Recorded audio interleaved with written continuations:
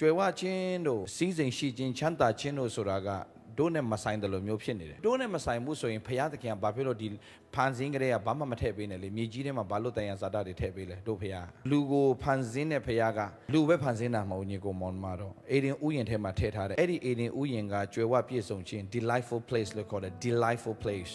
အေဒင်ဥယျာဉ် delightful place delight ဖြစ်တယ်ဆိုတာပါလေလုံးဝပျော်မွေ့စရာနေရာကြီးကိုဖယားပြင်ဆင်ထားတာအမှမြစ်လေးဖြာရှိတယ်တဲ့အမှမှာရွှေရှိတဲ့မြစ်ဆိုတာရှိသေးတယ်တဲ့ဆိုတော့ပြောချင်တာကကျွယ်ဝခြင်းကိုဖယားကျွယ်ဝခြင်းထဲမှာဖယားကထည့်ပေးတယ်ဖယားဆရာကငွေကြေးကြောင်းအရန်ပြောတာပဲဆိုတဲ့အဖွဲတွေတခါတည်းပြောမယ်နင်စင်းရဲချင်လားလို့စင်းရဲတဲ့နိုင်ငံမှာမနေချင်လို့နိုင်ငံတကာထွက်နေရတဲ့ကိစ္စကိုစင်းရဲခြင်းကပပျောက်ဖို့ရန်အတွက်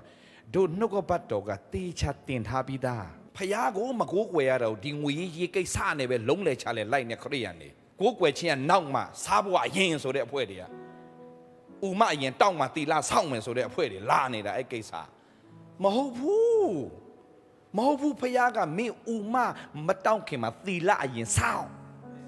နိုင်ငံတော်နဲ့ဖြောက်မှချင်းရှိစွာရှာစွာတီလာဆောက်ခိုင်းတာဒါဆိုဥမတောက်မယ်ပြောင်းပြန်လောကနဲ့ဒါမဲ့တို့ကအရင်ဆုံးမဟုတ်ပါလဲဥမတောင်းဖို့အရင်လုံတာနဲ့သီလမဆောက်နိုင်တော့ဘူးမဆောက်နိုင်တော့ဥမလည်းမတောင်းသီလလည်းမဆောက်ပြီးရောအမှရွာတွေလဲပြီးတော့မှဒီလောကနေဝင်လာပြီးတော့ရောင်ချာနဲ့ပြန်ထွက်သွားတဲ့အဖွဲ့တွေရှိတယ်ဘာမှရည်ရွယ်ချက်လည်းမပြည့်စုံသွားဘူးတေကန်နေချမှမြေကြီးနဲ့မြက်ခွက်ကိုတော့မသိရှင်သေးဘူးဒါမဲ့ခေါ်တော်မူခြင်းခါပြီ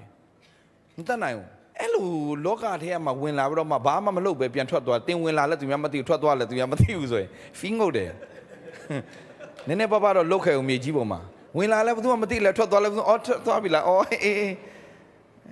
သူကဘာတူလဲဆိုတော့ပြန်မေးရတဲ့အဆင့်နေဖြစ်ဘာမှမသိလိုက်ရဘူး come on အဲ့လိုမဟုတ်ဘူးသင်အားဖြင့်လူမျိုးတွေကကောင်းကြီးဖြစ်ဖို့ဘုရားခင်ပြင်ဆင်ထားတယ်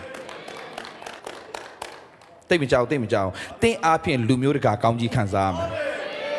အာမင်သင်အားဖြင့်လူတစ်မျိုးမဟုတ်လူမျိုးတကာကောင်းကြီးခံစားရမယ်အာမင်ကြောင့်သင်သိရမယ့်အရာကကျွန်တော်ပြောနေတာကချမ်းသာခြင်းနောက်လိုက်ဖို့ပြောနေတာမဟုတ်ဘူးသင်ချမ်းသာတယ်ဆိုတာပြောနေတာ